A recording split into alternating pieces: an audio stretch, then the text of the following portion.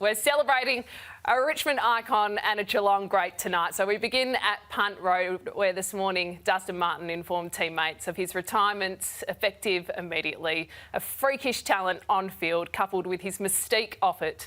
No doubt Dusty will go down as one of the most mesmerising and universally adored footballers this game has ever seen.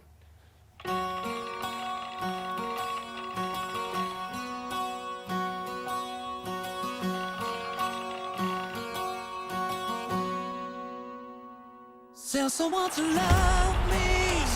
I need to rest in all. Lord, I'm doing all I can to be a better man.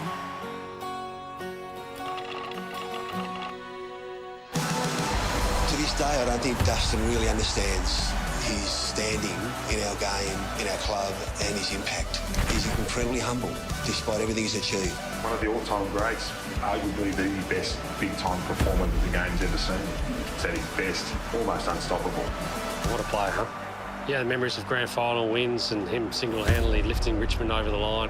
There's something about that just symbolises who Dustin is, and had that look of euphoria and celebration on his face that when there's a moment like that happens, he knows it. In 2020, we don't win it without Dustin Martin. He was exceptional. He was the difference. He is a fantastic mate and a fantastic teammate. He played with this aura, and when we did something great, he celebrated it. We're so proud that he's an icon of our football club and always will be. Would I be a three-time premiership player if I didn't have Dustin Martin in my life? Probably not. No. Probably not. No. I would say no.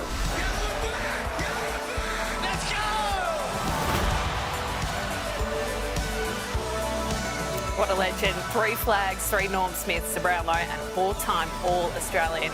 A legendary career and one that Jack Riewoldt got to play alongside this Tigers crate, and he joins us now. Jack, thanks so much for joining us. Did you know this was coming, or was there an element of surprise for you two today?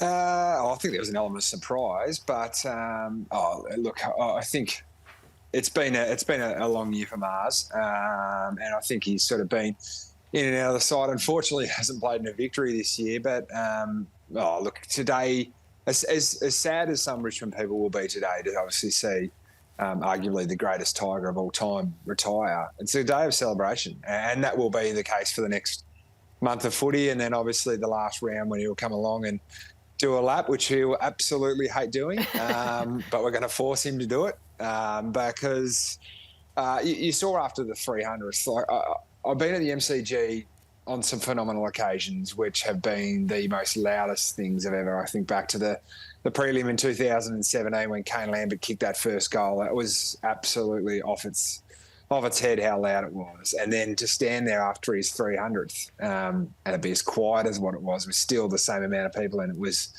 incredible. And that's the power of the man. He can bring 95,000 people to raucous celebration, and then also bring 95,000 people to absolute silence. And today he goes out on his own terms. The greatest Tiger of all time. He would have had a very busy day, Jack. Did you get an opportunity to speak to him? Did you actually get to the club this morning?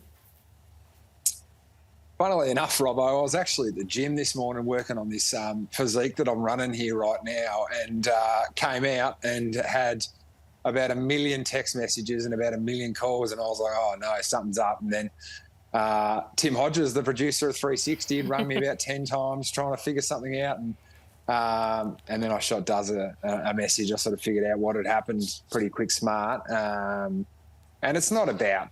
I actually just sent him a photo, and it was a photo of the two of us celebrating in the hub after we'd won the 3rd premiership, and just.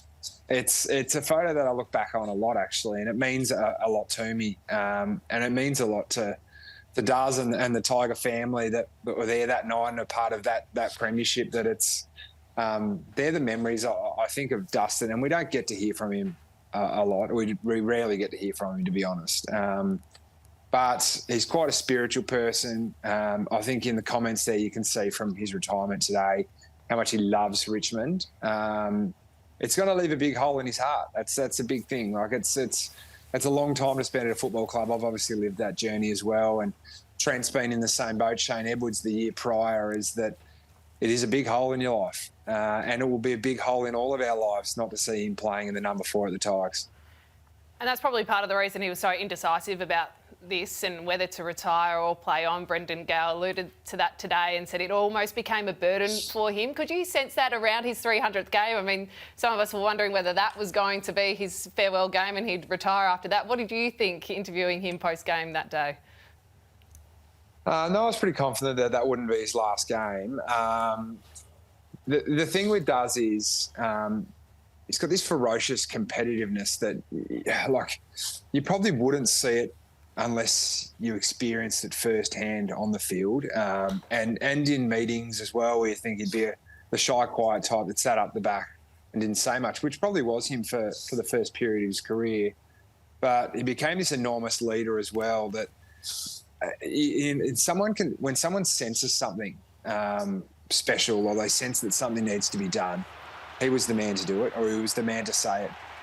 And if Dustin Martin said something in a meeting room, everyone listened. There's probably two people, I reckon, that would do that. Ivan Maric is one of them, and Dustin Martin's a second. And I think Duz started to understand the power of who he was, because there's kids that have come into Richmond that have idolised him. They may not have even been Tiger supporters, and all of a sudden you're standing next to the man and playing footy with him, and he's become your brother. And I know that he knows the weight of who he is and what his career's done. He will selflessly put it onto others and pay respects to others. But most importantly, he's a bloody good person. And it's sad to see a bloody good person leave an organisation. We only got to head 80 metres down the highway to know the Cats lose one as well at the end of this year. But, a phenomenal legacy and a phenomenal big game player as well. I mean, there's so many attributes to him, Jack. His balance, his calmness. Have you ever seen a player who had the ability to shape the ball in his kicking than Dustin Martin? He was a beautiful kick of the ball, whether it's for goal, whether it's to space, whether it's weight of the ball, whether it's on the lead to you. Have you seen a better user of the ball by foot?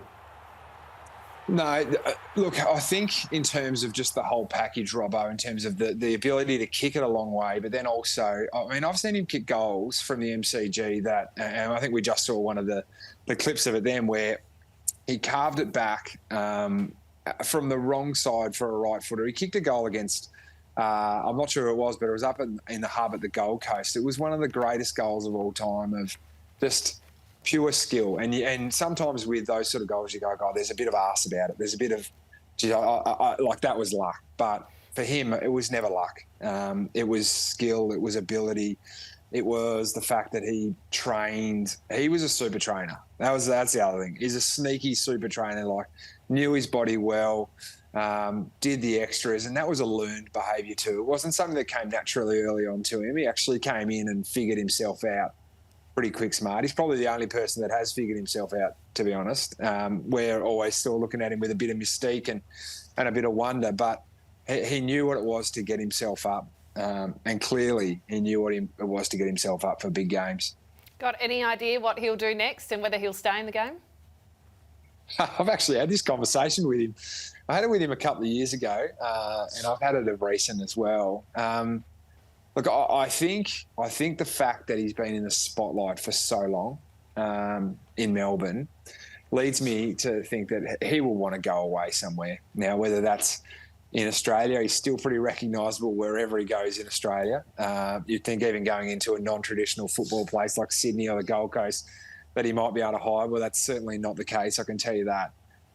So I think he will travel somewhere. As I mentioned, he's quite a spiritual person, not religious, but quite spiritual in terms of understanding who he is. And I think he's got some exploring to do. And I think he's excited about that as well, as we are as his mates, for him to go out and try and live a normal life. Good luck.